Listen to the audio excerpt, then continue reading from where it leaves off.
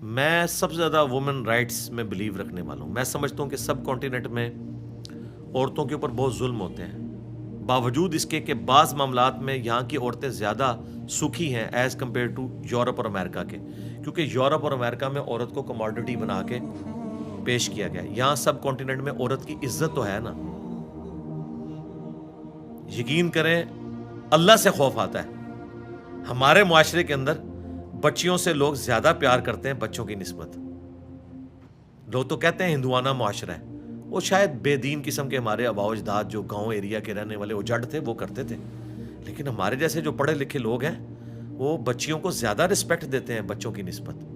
بعض کا ڈر لگتا ہے کہ یار کہیں ناانصافی نہ ہو جائے کہ بچیوں کو ہم زیادہ اہمیت دے رہے ہوتے ہیں بچوں کی نسبت. اتنی وومن کی رسپیکٹ ہے. شادی کے بعد بھی پڑھا لکھا طبقہ، میرے تو ایٹ لیسٹ سارے اسٹوڈنٹس رن مرید ہیں سمیت میرے، ٹھیک ہے، اس اعتبار سے جو آپ رن مرید کہتے ہیں ہم تو اسے اپنا فخر سمجھتے ہیں. نبی علیہ السلام گھر میں آتے تھے، اما عائشہ سے پوچھا گیا کیا کرتے تھے، فرمایا گھر کے کام کاج میں مصروف ہو جاتے تھے. ٹھیک ہے، نبی علیہ السلام نے تو یعنی ہیومن ڈگنیٹی میں عورتوں کو بعض اوقات زیادہ مرتبہ دے دیا ہے. بخاری مسلم میں حدیث ہے سب سے زیادہ حق پوچھا گیا، فرمایا تیری ماں، دوسری بار تیری ماں، چوتھی دفعہ باپ کا ذکر کیا. ہیومن ڈگنیٹی میں بعض اوقات عورت کا مرتبہ مرد سے بھی زیادہ ہو جاتا ہے. عورت جیسے جیسے بوڑھی ہوتی ہے یہاں پہ رسپیکٹ اس کی بڑھ جاتی ہے. لیکن یہ بھی ایک المیہ ہے، اسی معاشرے میں ایسے ظالم قسم کے خامند، ظالم قسم کے باپ موجود ہیں جو عورتوں کے ساتھ جانوروں والا سلوک کرتے ہیں. اب ان عورتوں کی سنوائی کہاں پہ ہو رہی ہے؟ کوئی سنوائی نہیں ہوتی، غیرت کے نام پہ قتل ہو جاتی ہیں. کسی جوڈیشری میں ان کو حق نہیں دلایا جاتا، جوڈیشری حق دلا بھی دے تب بھی ان کو مار دیا جاتا ہے بعد میں. تو اس طرح کے معاملات بھی چل رہے ہیں. پھر اگر عورت بیوہ ہو جائے جوانی میں اور اس کا کوئی بہن بھائی نہ ہو، اسے عدالت کے چکر لگانے پڑے، وکیل ان کو ڈورے ڈال رہے ہوتے ہیں. یہاں آ کے مجھے یعنی پاکستان لیول کے ایک موٹیویشنل سپیکر ہیں، میں ان کا نام نہیں لیتا کیونکہ انہوں نے یہاں پہ دورہ بھی ایک خفیہ کیا تھا، وہ ایک ہی ہیں اس وقت بڑے، وہ آپ کو پتہ چل جائے گا میں کن کی بات کر رہا ہوں. تو وہ پارٹ ٹائم جو ہے نا، وہ ایک ایکس چیف جسٹس ہیں ہمارے جیلم شہر سے ہی تھے، وہ لاہور ہائی کورٹ کے. تو ریٹائرمنٹ کے بعد انہوں نے یہ نیکی کا کام سنبھالا ہے کہ جو میاں بیوی کے جھگڑے ہوتے ہیں نا، وہ پھر عدالتوں میں تو ہوتے ہی نہیں سیٹل. وہ جان بوجھ کے وہ جب وکیل وکالت نامہ بھرواتے ہیں نا اور شکایت نامہ، اس میں وہ 4-5 چیزیں ویسے ہی ڈال دیتے ہیں کہ نشہ کرتا ہے، مارتا تھا. وہ عورت بیچاری نے اینڈ پہ سائن کرنے ہوتے ہیں، اس کو پتہ ہی نہیں ہوتا، لیکن وہ وکیل سمجھتا ہے کہ تیرا کیس مضبوط کرنے کے لیے یہ الزام بھی لگا. تو اب مجھے بتائیں، وہ خاوند جس نے کبھی نشہ نہ کیا ہو، بیوی کو مارا نہ ہو، صرف چند باتوں پہ جھگڑا ہو، جب وہ یہ پڑھے گا کہ میری بیوی نے میرے اوپر یہ الزام لگایا ہے، بیوی کو بھی نہیں پتا کہ اس نے لگایا ہوا ہے، وہ تو وکیل نے سائن کروایا ہے. تو اگر کوئی پیچ اپ ہونا بھی تھا تو اب نہ ہوا.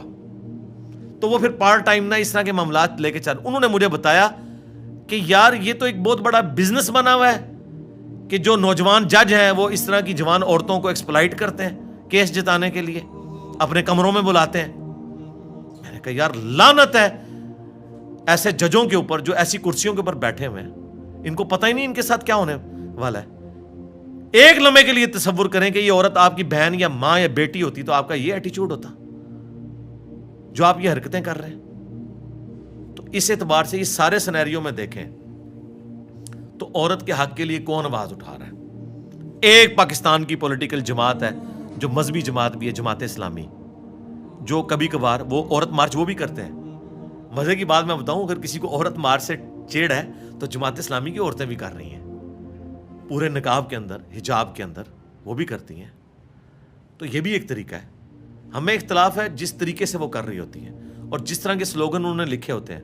بعض تو لکھے ہوتے ہیں، بعض ایڈوب فوٹو شاپ میں انہیں بدنام کرنے کے لیے بنائے جاتے ہیں، وہ غلط ہے. باقی وومن رائٹس کے اوپر بات ہونی چاہیے. اگر ہماری عدالتوں نے انصاف دیا ہوتا، ہمارے اداروں نے انصاف دیا ہوتا، ہمارے پولیٹیکل گورنمنٹس نے عورتوں کو حقوق دیے ہوتے تو یہ سب کچھ نہ ہوتا. یہ صرف اس لیے نہیں ہو رہا کہ ان عورتوں کو نکلنے کا شوق ہے، چاند ایک شوقیہ بھی نکلتی ہوں گی، لیکن حقیقت بات یہ ہے کہ اس وقت سول سوسائٹی میں وہ جرأت ہے جو ہمارے مذہبی طبقے میں بھی نہیں ہے. سارا مذہبی طبقہ مل کے ایک آسمہ جہانگیر نہیں پیدا کر سکا پاکستان کی ہسٹری میں.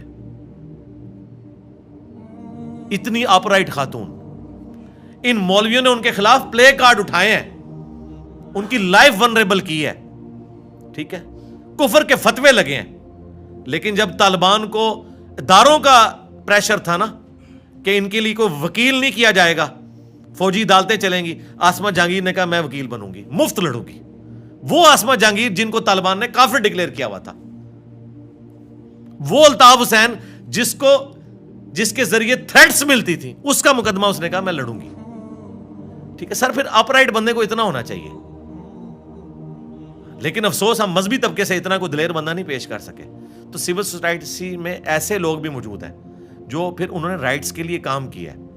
آج تک کسی مولوی نے دیکھا ہے کہ بھٹے پہ جو خاتون کام کر رہی ہے, نسل در نسل وہ مقروض ہے, اس کے حقوق کے لیے کون آواز اٹھائے گا؟ جہاں آسمہ جہانگیر جاتی تھی, مقدمات لڑتی تھی, حقوق دلواتی تھی, کسی مولوی نے نہیں دلوائے. تو دیکھیں اللہ نے ڈیوٹیاں لگائی ہوئی ہیں نا, آپ ہر اسپیکٹ سے دیکھا کریں کہ یہ بات کیا ہو رہی ہے. آج بلوچستان کے اندر ہمارے ریاستی اداروں کی کمزوریوں کی وجہ سے, میں نہیں کہتا مکمل طور پہ وہ بھی غلط ہے, ظاہر ہے کہ وہاں پہ نان اسٹیٹ ایکٹر موجود ہیں, لیکن بعض اوقات ان سے بھی زیادتی ہو جاتی ہے. ٹھیک ہے, عام بلوچ جو اسٹوڈنٹس ہیں ان کو بھی جو ہے وہ دھر لیا جاتا ہے, بعض اوقات انکوائری کے بعد چھوڑ بھی دیتے ہیں, لیکن ان کی تو آپ لائف ونریبل کر دیتے ہیں نا, اس حوالے سے دھبا تو لگ جاتا ہے. ان کے حقوق کے لیے ایک عورت آواز اٹھا رہی, ایمان مزاری, کسی مرد میں تو ضرورت نہیں ہوئی ہے. تو پھر یہ بھی چیزیں دیکھنے کی ضرورت ہے کہ یہ کیا ہو رہا ہے. ایک فلم چلانے کی کوشش کی ہے, جو کچھ وہ فلموں میں ڈراموں میں دیکھتے ہیں نا کہ جی ایک لڑکا جو ہے اس کو کسی لڑکی سے پیار ہو جاتا ہے, وہ اسے پروپوز کرتا ہے, اور پھر جب وہ ناکام ہوتا ہے تو یا خودکشی کر لیتا ہے یا لڑکی کو مار دیتا ہے یا مارنے کی کوشش کرتا ہے. فلموں میں تو لڑکی بچ جاتی ہے, لیکن حقیقی دنیا میں تو لڑکیاں نہیں بچتی ہیں. لڑکیاں بیسیکلی معصوم ہوتی ہیں, ایکسپوئر ان کا اتنا معاشرے کا ہوتا نہیں ہے. اسی لیے اسلام نے ولی کی اجازت کے بغیر نکاح کرنے سے بھی عورت کو منع کیا, کیونکہ عورت کا معاشرے میں ایکسپوئر ہی نہیں ہے. پورے قرآن میں جہاں کہیں بھی عورت کا مرد کے ساتھ رشتے کا ذکر آیا تو ہمیشہ اس کے مردوں کو مخاطب کیا گیا کہ ان عورتوں کا نکاح کروا دو. اگر یہ عورتیں ایک طلاق کے بعد اپنے مردوں کے پاس واپس جانا چاہیں اس پیریڈ کے اندر جس کے اندر مرد جو ہے وہ رجوع لا سکتا ہے اپنی عورت کی طرف طلاق بائن ہونے سے پہلے, تو تم ان عورتوں کو ان کے خاندوں کے پاس جانے دو. ہمیشہ مردوں کو خطاب کیا گیا ہے. یہ قرآن میں بالکل فٹ ان بیٹھتا ہے. لہٰذا یہ فقہ حنفی نے جو تماشا لگایا, جس کی بنیاد کے اوپر پاکستان میں کورٹ میرج والا سلسلہ شروع ہوا, یہ بالکل فراڈ ہے. حدیثیں تو الگ سے ہیں, سنن ابن ماجہ میں ایک پورا چیپٹر موجود ہے کہ ولی کی اجازت کے بغیر عورت اپنا نکاح نہیں کر سکتی. ہاں صحیح مسلم شریف کے اندر ایک ایکسیپشن ہے کہ جو بیوہ عورت ہے یا متعلقہ عورت ہے جس کا ایکسپوئر ہو چکا ہے معاشرے میں, وہ اپنے ولی سے زیادہ اختیار رکھتی ہے کہ وہ اپنا نکاح اپنی مرضی سے کر سکتی ہے. ظاہر ہے جس عورت کو ایک دفعہ ہاتھ لگ جائیں تو وہ ولی بھی اس کا دوبارہ نکاح کروانا چاہے نا تو اس کو ایگری نہیں کروا سکتے. اس لیے شریعت نے بڑی یہ لاجیکل بات کی. لیکن کنواری لڑکی ولی کی اجازت کے بغیر نکاح نہیں کر سکتی. اس طرح آپ لوگوں کی بچیوں کو بھگا کر نہیں لے کر جا سکتے. یہ آپ کو ٹی وی پہ بڑا اچھا لگتا ہے کہ دو محبت کرنے والوں نے مرضی سے جا کر کورٹ میرج کر لی. جب یہ واقعہ آپ کے اپنے ساتھ ہو تو پھر پتہ چلتا ہے کہ اس کی ہیٹ کیا ہے. تو ڈر جائیں, نہ یہ معاشرے کو سوٹ کرتا ہے نہ ریلیجن اس کی اجازت دیتا ہے. سب سے پہلے تو ہم نے اپنے بچوں کی ایکٹیویٹیز کے اوپر نظر رکھنی ہے, خواہ وہ لڑکے ہوں یا لڑکیاں, کہ ان کی ایکٹیویٹیز کیا ہیں اور وہ کس لیول تک ہے. اس ایکسٹریم کے اوپر تو نہیں کہ یہاں تک معاملہ چلا جائے. اسی طریقے سے غیرت کے نام کے اوپر قتل کرنا. پہلے سوشل میڈیا سے کمائی یہ کھاتے رہتے ہیں گھر والے, اور پھر گھر والوں میں سے ہی کوئی اٹھ کر کسی بچی کو غیرت کے نام کے اوپر قتل کر دیتا ہے. اسی طریقے سے سوشل میڈیا کی ایکٹیویٹیز کے اوپر نظر نہیں ہوتی, اور کوئی لڑکا کسی لڑکی کو بھگا کر لے جاتا ہے, کورٹ میرج کر لیتا ہے, تو وہ دونوں کو قتل کر دیتے ہیں. ہمارے جیلم شہر میں پچھلے دنوں یہ واقعہ ہوا. ہماری اکیڈمی کے ممبر ہیں, یہ سلمان بھائی ہیں میرے ساتھ جو بیٹھے ہیں, ان کے وہ ریلیٹو تھے, اور اس واقعے سے پہلے انہوں نے ان کو سمجھانے کی بھی کوشش کی ہے اس لڑکے کو, لیکن نہیں, خمار تھا, اور پھر الٹیمیٹلی دونوں کو قتل کر دیا غیرت کے نام کے اوپر. تو اس طرح آپ غیرت کے نام کے اوپر کسی کو قتل نہیں کر سکتے. نہ اس کا تعلق ریلیجن کے ساتھ ہے. ہمارے کے پی کے کلچر میں جو کچھ ہوتا ہے, افغانستان میں جو کچھ ہوتا ہے, اس کا تعلق اسلام کے ساتھ نہیں ہے. یہ اسلام کی بدقسمتی ہے کہ یہ چیزیں ان لوگوں نے اڈاپٹ کی ہوئی ہیں کہ جنہوں نے اپنا حلیہ اسلام والا بنایا ہوا ہے اور وہ اسلام کے کھاتے میں پڑ گئے ہیں. داڑھیوں والے اور پگڑیوں والے ہمارے جو پشتون بھائی ہیں جہاں اس قسم کا کلچر پایا جاتا ہے. تو غیرت کے نام کے اوپر بھی آپ قتل نہیں کر سکتے. اسی طریقے سے کراچی میں پچھلے دنوں ایک واقعہ رپورٹ ہوا کہ جی ایک خاوند نے بیوی کے آشنا کو بلا کر اور اسے دھکا دے کر بلڈنگ سے گرایا. پہلے اس کے سر میں اینٹ ماری اور پھر اسے قتل کر دیا. اس نے بدلہ لے لیا. مجھے بتائیں کیا بدلہ لیا؟ پوری زندگی کے لیے اب جیل میں سڑے گا یا پھانسی ہو جائے گی اس کو. اب اس میں سے کیا نکلا؟ اس نے اپنی پوری زندگی برباد کر لی. اینڈ اس کا یہ ہوتا ہے. تو اس طریقے سے کسی نے غیرت دکھانی ہے تو وہ اپنے اوپر غیرت دکھائے اس حوالے سے کہ وہ آخرت اورینٹڈ ہو. رہا ان جرائم کی سزا تو وہ قانوناً آپ نے لے کر چلنا ہے. کورٹ میرج کی سزا یہ نہیں ہے کہ لڑکی اور لڑکے کو قتل کر دیا جائے. اس کی سزا یہ ہے کہ ان کی علیحدگی کروا دی جائے اگر ماں باپ ایگری نہیں کرتے. اسی طریقے سے اگر کوئی آشنا کسی کی بیوی کے ساتھ اٹیچ ہوا ہے تو اس کی سزا یہ نہیں ہے کہ آپ نے ان دونوں کو قتل کر دینا ہے. اس کی سزا یہ ہے کہ آپ ٹھیک ہے اپنی بیوی کو کہیں کہ تمہیں شوق ہے اس کے ساتھ رہنا چاہتی ہو تو ٹھیک ہے میں تمہیں معروف طریقے سے چھوڑ دیتا ہوں, جاؤ اس کے ساتھ شادی کر لو, اپنی زندگی برباد کرو. ایسی عورت کو آپ نے رکھ کر بھی کیا کرنا ہے؟ اب اس کو قتل کریں گے, اپنی زندگی بھی برباد کریں گے, اپنے بچوں کی بھی زندگی برباد کریں گے, اپنے ماں باپ کی زندگی بھی برباد کریں گے. تو یہ کوئی اسلامک سزائیں نہیں ہیں جو لوگوں نے خود سے قانون کو ہاتھ میں لیا ہوا ہے. اور قانون کو بھی ہاتھ میں کیا لیا ہوا ہے؟ کسی اور چیز کو ہی ہاتھ میں لیا ہوا ہے. قانون تو یہ نہیں کہتا کہ آپ نے ان کو یہ والی سزا دینی ہے. تو محبت میں جو لوگ ناکام ہو جاتے ہیں وہ بعض اوقات خودکشی کر لیتے ہیں اور ہمیشہ کی جہنم کما لیتے ہیں لانگ پیریڈ آف ٹائم کے لیے. اللہ چاہے تو معاف بھی کر دے, لیکن اگر خودکشی کو حلال سمجھ کے کیا تو ہمیشہ کی جہنم. صحیح مسلم میں حدیث ہے نبی علیہ السلام نے تو خودکشی والے کا جنازہ نہیں پڑھا. اندازہ کریں کتنا خطرناک معاملہ ہے. یا پھر کسی کو قتل کر دیتے ہیں جو خودکشی سے بھی بڑا جرم ہے. خودکشی میں تو چلے آپ نے اپنی جان لی, حالانکہ آپ اپنی جان کے بھی مالک نہیں تھے, لیکن کسی دوسرے کی جان لینا یہ تو اس سے بڑا جرم ہے. اور اس کے اوپر زیرو ٹالرنس کسی اسٹیٹ کی ہونی چاہیے. ایسے لوگوں کے لیے ہم کہیں گے لعنت اللہ علی الظالمین, اللہ تعالیٰ کی لعنت ہو ایسے ظالموں کے اوپر جو لوگوں کے ساتھ اس طرح کا سلوک کرتے ہیں. اس لیے آپ دیکھیں اللہ تبارک و تعالیٰ نے قرآن حکیم میں سورۃ المائدہ کے اندر دو استثناء کا ذکر کیا ہے, قتل کے بدلے قتل یا فساد فی الارض. صرف ان دو صورتوں میں جوڈیشری کے تھرو کسی انسان کی جان لی جا سکتی ہے بس. اس کے علاوہ اگر کسی نے کسی انسان کو قتل کیا تو سورۃ المائدہ کی آیت نمبر 32 میں آیا گویا اس نے پوری انسانیت کا قتل کیا. جس نے ایک جان کو قتل کیا, اب وہ جان مسلمان بھی ہو سکتی ہے نان مسلم بھی ہو سکتی ہے. مسلمان کے قتل کی بات نہیں ہوئی, ایک جان کا قتل. اور جس نے ایک جان کو بچایا گویا اس نے پوری انسانیت کو بچا لیا. حتیٰ کہ صحیح بخاری میں حدیث ہے اللہ کے محبوب صلی اللہ علیہ وآلہ وسلم نے فرمایا جس نے ایک ذمی کافر کو جو ایک مسلم سٹیٹ کے اندر ٹیکس دے کر رہ رہا تھا, جس طرح یہاں ہزاروں ہندو رہتے ہیں, ہزاروں کرسچنز رہتے ہیں, ان میں سے بھی کسی کو قتل کر دیا مسلمان نے, تو بخاری کے الفاظ ہیں کہ وہ مسلمان بھی جنت میں نہیں جائے گا بلکہ جنت کی خوشبو بھی نہیں اس کو آئے گی, حالانکہ جنت کی خوشبو 40 سال کی مسافت سے آ رہی ہوگی. قیامت کا دن 50,000 سال کا دن ہے. جب 40 سال باقی رہ جائیں گے تو اہل جنت کو جنت کی خوشبو آنا شروع ہو جائے گی, لیکن جنت کی خوشبو ایسے شخص کو نہیں آئے گی جس نے ایک کافر کو بھی مسلم سٹیٹ کے اندر ناحق قتل کر دیا. مسلمان کا قتل تو بہت بڑے لیول کا جرم ہے. ایک نان مسلم کو بھی اگر آپ نے قتل کر دیا تو آپ کے ساتھ یہ معاملہ ہونے والا ہے. رہا مسلمان کا قتل تو جامعہ ترمذی میں ایک حدیث ہے, اس کی سند پہ اختلاف ہے, لیکن اس کو سپورٹو سیدنا عمر کا قول ہے صحیح بخاری کے اندر کہ اگر زمین و آسمان کی تمام مخلوقات مل کر صرف ایک مسلمان کو قتل کرتے تو اللہ تبارک و تعالی پوری کائنات کو جہنم میں پھینک دے گا ایک مسلمان کے قتل کے بدلے میں. یہ حدیث کے الفاظ ہیں. یہ حدیث اپنی سند میں کمزور ہے, بعض کے نزدیک حسن درجے کی ہے, لیکن اس کو سپورٹو صحیح بخاری میں حضرت عمر کا قول ہے.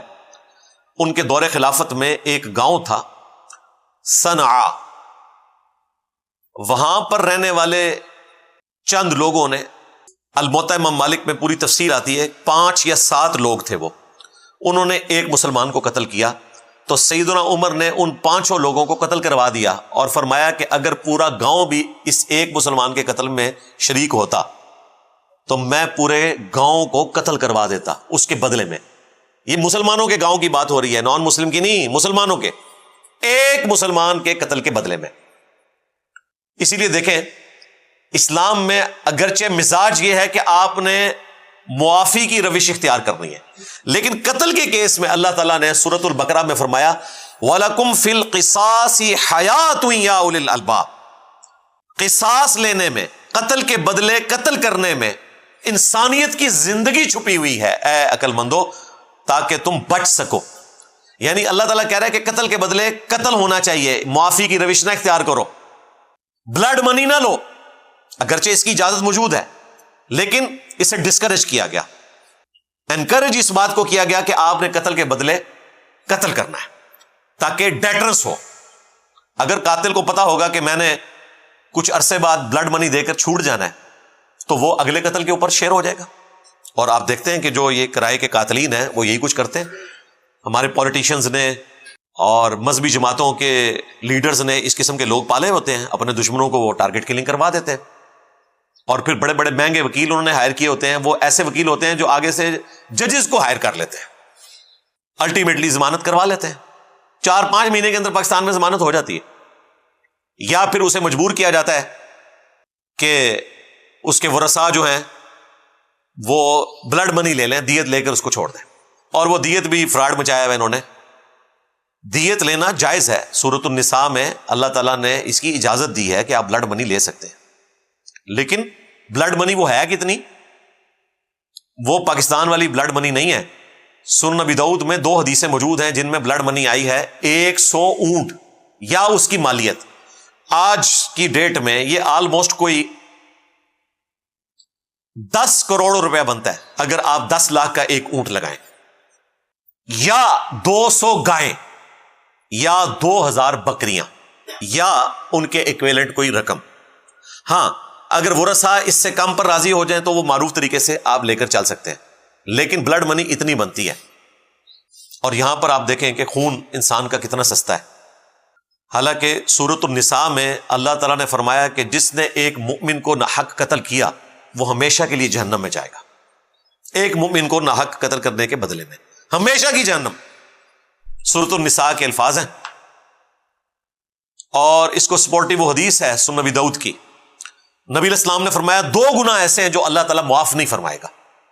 نمبر 1 شرک، جو سورۃ النساء ہی میں آیا، ان اللہ لا یغفر ان یشرک بہ ویغفر ما دون ذلک لمن یشاء، 2 دفعہ آیا، آیت نمبر 48 اور 116 میں، کہ اللہ تعالیٰ شرک کو معاف نہیں کرے گا، ہاں اس کے سوا جتنے گناہ ہیں معاف کر دے گا، لیکن وہ بھی اوپن لائسنس نہیں ہے، جس کے لیے چاہے گا۔ اور یہ بھی آخرت کا معاملہ ہے، دنیا میں تو معافی ہے۔ یہ جو آیا تھا جس کے لیے چاہے گا، اس میں امپلائڈ تھا کہ جس کے لیے نہیں چاہے گا نہیں معاف کرے گا، تو وہ کون سا گناہ ہے؟ وہ جو سورہ النساء میں آیا کہ مؤمن کا قتل ناحق ہمیشہ کی جہنم، اور ابو داؤد میں اگلے الفاظ ہیں کہ دوسرا گناہ جو ہے وہ قتل ناحق ہے، جو اللہ تعالیٰ قیامت کے دن معاف نہیں کرے گا۔ اسی آیت کے کانٹیکسٹ میں جامعہ ترمذی میں ایک حدیث موجود ہے، ابن عباس رضی اللہ تعالیٰ عنہ کہتے ہیں کہ یہ آیت منسوخ نہیں ہوئی کہ جس نے ایک مؤمن کو ناحق قتل کیا وہ ہمیشہ کے لیے جہنم میں ہے۔ سورۃ النساء کی آیت ابن عباس نے تلاوت کی، جو مفسر قرآن تھے صحابہ کرام میں سے، انہوں نے کہا یہ آیت منسوخ نہیں ہے، واقعتاً اس کی سزا ہمیشہ کی جہنم ہے۔ اور پھر انہوں نے نبی علیہ السلام کا فرمان سا ذکر کیا کہ قیامت کے دن مقتول اپنے قاتل کو پیشانی کے بالوں سے پکڑ کر اس حال میں کہ مقتول کے جسم سے خون رواں ہوگا، گھسیٹتا ہوا اللہ کے عرش کے پاس چلا جائے گا اور کہے گا کہ اے اللہ آج مجھے انصاف چاہیے کہ اس نے دنیا میں مجھے ناحق کیوں قتل کیا۔ اس حدیث کے ساتھ ابن عباس کا قول امام ترمذی نے نقل کیا ہے کہ یہ آیت منسوخ نہیں ہے، یعنی دنیا میں معافی تلافی اگر ہو جاتی ہے یا سزا کوئی بھگت لیتا ہے پھر تو ٹھیک ہے، ادروائز اگر کوئی اسی طریقے سے چلا گیا تو آخرت میں وہ مارا گیا، ولیعوذ باللہ تعالی۔ اسی طریقے سے جامعہ ترمذی میں اور سنن ابن ماجہ میں حدیث ہے کہ اللہ تعالیٰ کے نزدیک پوری دنیا کا تباہ و برباد ہو جانا، پوری دنیا میں حرمین بھی آتے ہیں، مساجد بھی آتی ہیں، خانقاہیں بھی آتی ہیں، پوری دنیا کا تباہ و برباد ہو جانا یہ آسان ہے بنسبت اس کے کہ ایک مؤمن کو ناحق قتل کر دیا جائے۔ اور اس کو سپورٹیو وہ اگلی حدیث جو جامعہ ترمذی میں ہے، سنن ابن ماجہ میں موجود ہے کہ اللہ تعالیٰ کے نزدیک ایک مؤمن کی حرمت کعبے سے بھی بڑھ کر ہے، یعنی کعبے کی کوئی اینٹ سے اینٹ بجا دے یہ چھوٹا گناہ ہے، ایک مؤمن کا قتل ناحق یہ اس سے بڑا گناہ ہے۔ پھر جامعہ ترمذی میں اور سنن ابن ماجہ میں وہ حدیث موجود ہے جو میں بیان کر چکا کہ قیامت کے دن مقتول اپنے قاتل کو پیشانی کے بالوں سے گھسیٹتا ہوا اللہ کے عرش کے پاس پہنچ جائے گا اور کہے گا اے اللہ آج مجھے بدلہ چاہیے، اس حال میں کہ اس کی رگوں سے خون بہ رہا ہوگا۔ اب مجھے بتائیں جب اس حالت میں کوئی اللہ سے ریکویسٹ کرے گا تو پھر اس کی سنوائی نہیں ہوگی؟ یہ جو حدیث ہے نا جامعہ ترمذی اور ابن ماجہ کی، اس کا ایک طریق سنن نسائی کے اندر آتا ہے، اس میں اس صحابی کے الفاظ ہیں اے حکمرانوں کسی کے قتل کے اوپر معاونت نہ کرو ورنہ قیامت والے دن پکڑے جاؤ گے۔ یعنی اس صحابی نے یہ جو حدیث تھی نا کہ مقتول اپنے قاتل کو گھسیٹ کر لے جائے گا، اور اس کے آگے الفاظ ہیں ابن عباس کہتے ہیں کہ جو سورۃ النساء کی آیت ہے کہ ہمیشہ کی جہنم ہے اس کا ٹھکانہ، وہ منسوخ نہیں ہوئی جو مؤمن کو ناحق قتل کر دے۔ یہ حدیث سنن نسائی میں جب آئی ہے تو صحابی کہتے ہیں کہ حکمرانوں کسی کے قتل کے اوپر معاونت مت کرو۔ اس زمانے میں بھی حکمران یہ کام کیا کرتے تھے، بنو امیہ نے یہی کچھ تو کیا ہے۔ آپ کو تو صرف ایک قتل حسین نظر آ رہا ہے، اس سے پہلے بھی ان لوگوں نے اپنی رعایا کو ناحق قتل کیا۔ وہ پھر ٹاپک الگ ہو جائے گا، پھر بات آپ کے ماموں جی کی طرف چلی جائے گی، پھر میں حدیث بخاری مسلم کی شروع کر دوں گا، وہ آپ میرا کربلا والا ریسرچ پیپر پڑھ لیں۔ تو حکمرانوں کو خصوصاً ڈرایا گیا ہے، اور آج کے حکمران بھی، یہاں تو لوگ لسانیت کی بنیاد کے اوپر، پولیٹیکل ایفیلیشن کی بنیاد کے اوپر، فرقہ واریت کی بنیاد کے اوپر ایک دوسرے کو قتل کر دیتے ہیں، اور وہ سمجھ رہے ہوتے ہیں ہم نے بڑا نیکی کا کام کیا، پکڑے جائیں گے آخر میں۔ صحیح بخاری اور صحیح مسلم میں حدیث موجود ہے کہ قیامت کے دن سب سے پہلے قتل کے مقدمے کا فیصلہ ہوگا۔ سنن ابی داؤد میں حدیث ہے کہ قیامت کے دن سب سے پہلے نماز کے بارے میں سوال ہوگا۔ اب اس میں تطبیق کیا ہے؟ وہ سنن نسائی کے اندر حدیث موجود ہے کہ حقوق اللہ میں سب سے پہلے نماز کے بارے میں سوال ہوگا، اور حقوق العباد میں سب سے پہلے قتل کے مقدمے کا فیصلہ ہوگا۔ اور قتل کے مقدمے والی حدیث جو ہے وہ بخاری مسلم میں ہے کہ سب سے پہلے قتل کے مقدمے کا قیامت والے دن فیصلہ ہوگا۔ اسی لیے آپ دیکھیں جو یوم النحر کا خطبہ ہے، بائی چانس مجھے یاد آ گیا، بخاری مسلم دونوں میں حدیث موجود ہے، نبی الاسلام نے 10 ذو الحجہ 10 ہجری منا کے میدان میں، یعنی یوم عرفہ سے اگلے دن، قربانی والے دن، یوم النحر کا خطبہ دیا۔ کافی لمبی حدیث ہے، اس میں یہ الفاظ بھی موجود ہیں، نبی الاسلام نے فرمایا کہ ایک مؤمن کی جان، مال، عزت، آبرو دوسرے مؤمن کے لیے اسی طریقے سے حرام ہے اللہ کے نزدیک جس طرح آج کا یہ دن یوم النحر 10 ذو الحجہ بڑی عید کا دن، اور یہ مہینہ حرمت والا ذو الحجہ کا، اور یہ شہر مکہ جو حرمت والا، جس طرح اللہ کے نزدیک اس کی حرمت ہے اور کوئی پامال کرنے کے لیے تیار نہیں ہوگا کہ کوئی حرم مکہ کی توہین کرے، کوئی حرم والے مہینے میں جنگ کرے، کوئی عید والے دن کی بے حرمتی کرے، اللہ کے نزدیک ایک مؤمن کی جان، مال، عزت، آبرو بھی اسی طریقے سے امپورٹنس رکھتی ہے کہ آپ نے اس کا بھی خیال رکھنا ہے۔ یہ نبی اسلام نے اس لیے بیان فرمایا کہ عموماً لوگ حقوق اللہ کا تو خیال رکھتے ہیں، حقوق العباد کو بڑا ہلکا جانتے ہیں، وہ سمجھتے ہیں اس سے تو کوئی فرق نہیں پڑتا۔ خیر ہے، اگر ہم نے کسی کے ساتھ ایسا کوئی معاملہ کر بھی دیا تو کیا فرق پڑتا ہے؟ فرق یہ پڑتا ہے کہ صحیح مسلم میں حدیث ہے، نبی الاسلام نے صحابہ کرام سے پوچھا جانتے ہو مفلس کون ہے؟ صحابہ کرام نے کہا کہ ہم تو مفلس اسی کو سمجھتے ہیں جس کے پاس دنیا کا مال و متاع نہ ہو، ہم بھی ویسے اسی کو سمجھتے ہیں۔ تو آپ علیہ السلام نے فرمایا کہ میری امت کا مفلس وہ ہے کہ قیامت کے دن پہاڑوں کے برابر نماز، روزہ، حج، زکوٰۃ کی نیکیاں لے کر آئے گا، لیکن اس حال میں کہ دنیا میں کسی کو گالی دی، ذرا الفاظ نوٹ کرنے ہیں اور دیکھنا ہے اپنی شکل شیشے میں، دنیا میں کسی کو گالی دی، کسی کا خون بہایا، کسی کو مارا، کسی کو پیٹا، تو وہ لوگ اللہ کے حضور پیش ہو جائیں گے اور کہیں گے کہ یا اللہ آج ہمیں حق چاہیے اپنا۔ اللہ تعالیٰ فرمائے گا کہ آج تو کرنسی جو ہے وہ نیکیاں ہیں، جاؤ اس کی نیکیوں میں سے لے لو۔ تو لوگ اس کی نیکیاں لینا شروع کر دیں گے، حتیٰ کہ پہاڑوں کے برابر نماز، روزہ، حج، زکوٰۃ کی نیکیاں ختم، جس کے اوپر اس کو ایک بڑا مان تھا۔ ابھی بھی لوگ باقی ہوں گے کہ جنہوں نے اپنا بدلہ لینا ہوگا۔ پھر اللہ تعالیٰ فرمائے گا کہ اس کی نیکیاں تو ختم ہو گئی ہیں، اب تمہارے گناہ میں اس کے کھاتے میں ڈالوں گا۔ دیکھیں گناہ انہوں نے کیے ہوئے کھاتے میں اس بندے کے ڈل رہے ہیں، اور الٹیمیٹلی اسے اوندھا منہ کر کے جہنم میں پھینک دیا جائے گا۔ نبی علیہ السلام نے فرمایا میری امت کا مفلس یہ ہوگا، یہ ہے مفلس، یعنی نماز، روزہ، حج، زکوٰۃ وہ آپ نے پورے کرنے ہیں۔ میں دوسری ایکسٹریم پہ بھی نہیں جاؤں گا کہ اس کی کوئی ضرورت ہی نہیں ہے، نہیں، وہ اپنی جگہ امپورٹنٹ ہے، لیکن حقوق العباد اگر آپ نے پورے نہیں کیے تو یہ سارے معاملات آپ کی نیکیوں کو بھی ہڑپ کر جائیں گے، اور قیامت والے دن انسان مفلس ہوگا۔ اس لیے اپنے معاملات کو بڑا دیکھ بھال کر چلنا چاہیے۔ صحیح بخاری میں حدیث ہے، دنیا میں کسی کا کوئی لین دین کا معاملہ ہے نا، کسی بھی اعتبار سے، چاہے وہ مال کے اعتبار سے ہے، کسی کے ساتھ آپ نے زیادتی کی ہے، کسی کو گالی دے دی، تو وہ دنیا ہی میں کلیئر کر لو، آخرت میں درہم اور دینار نہیں ہوں گے، نیکیاں دے کر جان چھڑانی پڑے گی۔